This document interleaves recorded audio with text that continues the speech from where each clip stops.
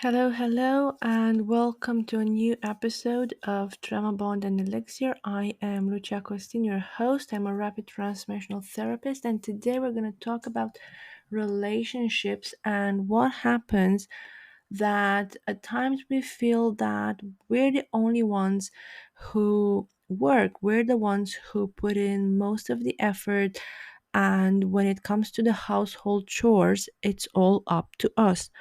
Now, don't get me wrong, we're not talking about one sided relationships where one of the partner does absolutely everything while the other is emotionally unavailable and he belittles you, he tries to put you down all the time.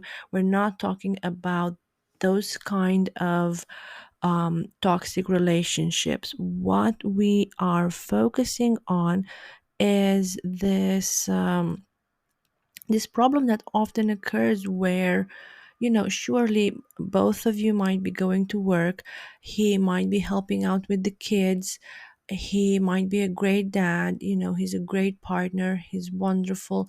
The only thing is that all the house chores are on your shoulders, all the doctor's appointments, the school meetings, the school trips, picking up, dropping off, play dates, organizing birthday parties, all this kind of fall on you. And maybe you've, spoken about it, you've voiced your concern, and, for a week, 2 weeks, everything was fine. He was putting more of an effort, things were differently, only that after a while everything goes back to the old behaviors, and life carries on as it has always. And it's frustrating when you see that there's so much to be done and he's sitting, I don't know, scrolling on social media or something. It's like he doesn't see the dirt, or he doesn't see that dishes need to be put in away. And when you are in this situation, most of the times you tell yourself that it's him. Either you make up excuses like, he's just not used with participating in the housework, in the chores, and in all that. Or you might think, well, maybe I've spoiled him too much and now this is what I get. It's my fault.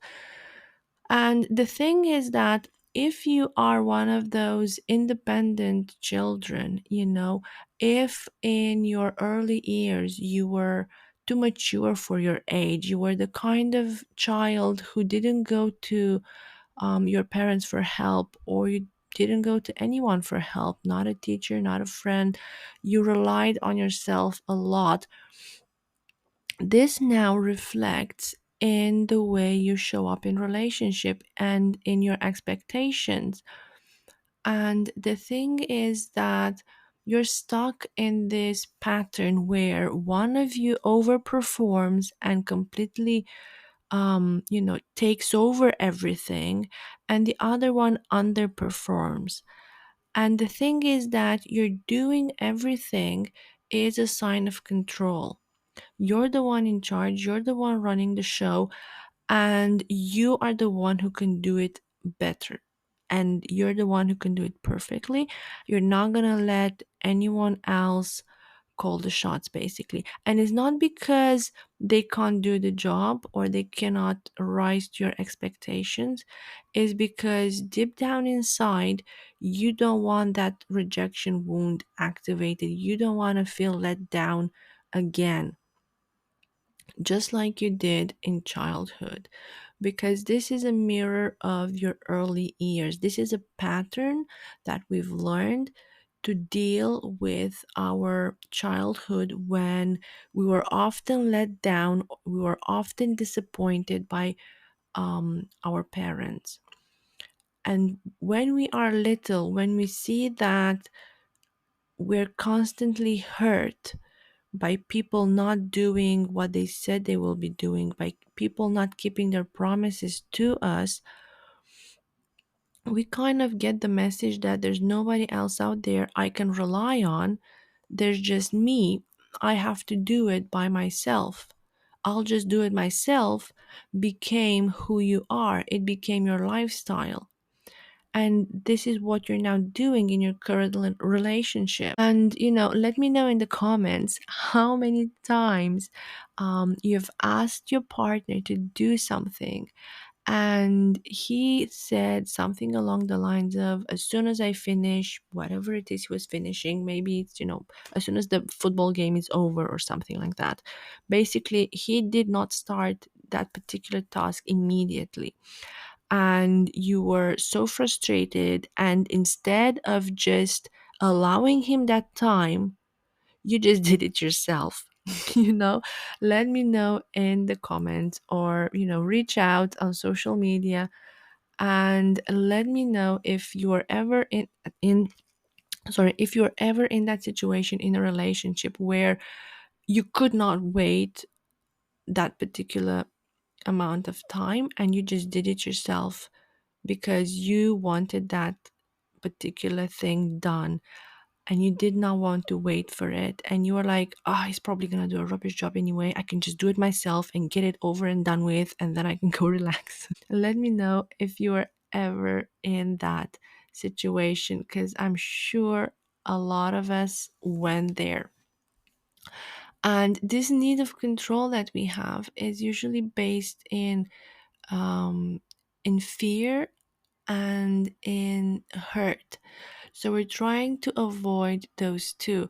Now, your partner is letting you run the show and is letting you do all the things out of two reasons.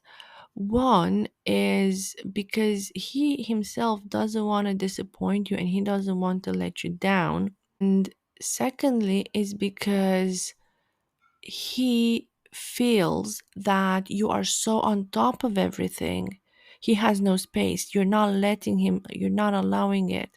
He doesn't need to do anything because you are already there taking care of everything, and you're in your zone basically.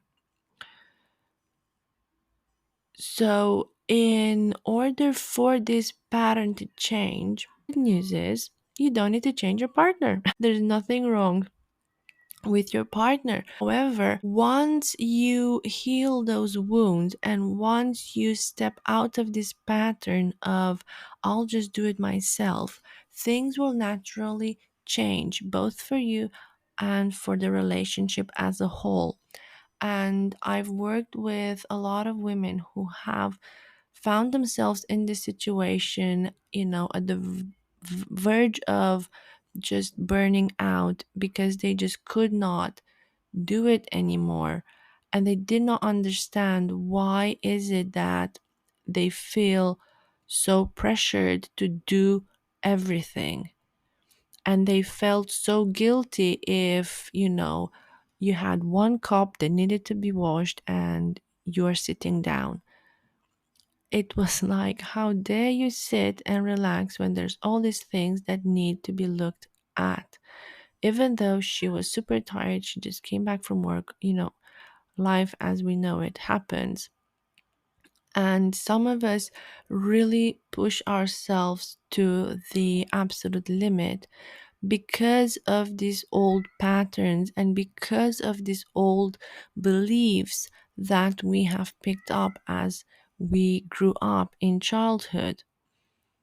And that voice we sometimes hear in our head lecturing us and telling us how it's not yet perfect enough, is not yet to some imaginary standard, that voice is most often a very critic caregiver or parent who was never satisfied with the amount that you can do.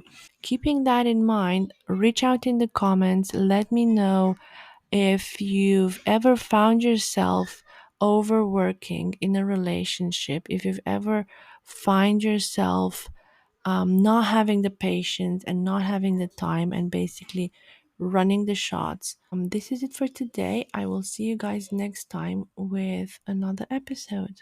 Bye.